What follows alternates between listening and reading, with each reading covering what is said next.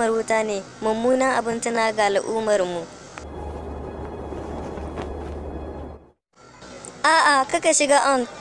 Ba ma da incin shiga ciki. Me yiwa yana cike da tarkunan mugaye. Idan har kina so ki zama malamar gaske, ki goge duk wani tsoro naki.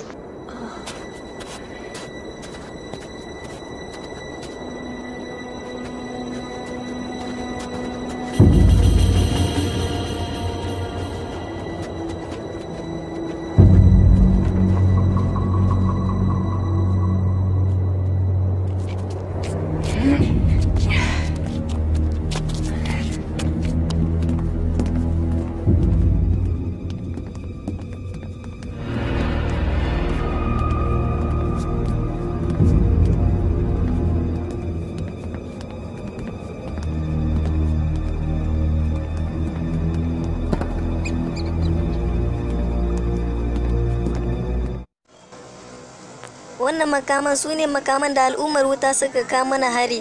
Mabuba ta bamu labari, ta ce tun tana karama. Ni ina tantama, a cikin duniya ina da abokanai da dama har a cikin al'ummar wuta kuma ban taɓa jin yaƙi ba. A tunaninka kwana nawa kai a cikin abin nan da ka hito? Ni ina zan sani, kwanakai ne, satuttuka ne, ban sani ba. Ni ho ina tunanin ɗaruruwan shekaru kai.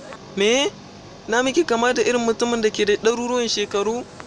Kai tunani mana yanzu shekara 100 kenan da ake yin yaƙi tunda baka taɓa jin yaƙin nan ba saboda kana cikin abin nan ne a dunkule. Shi kaɗai ne bayanin da yake nan.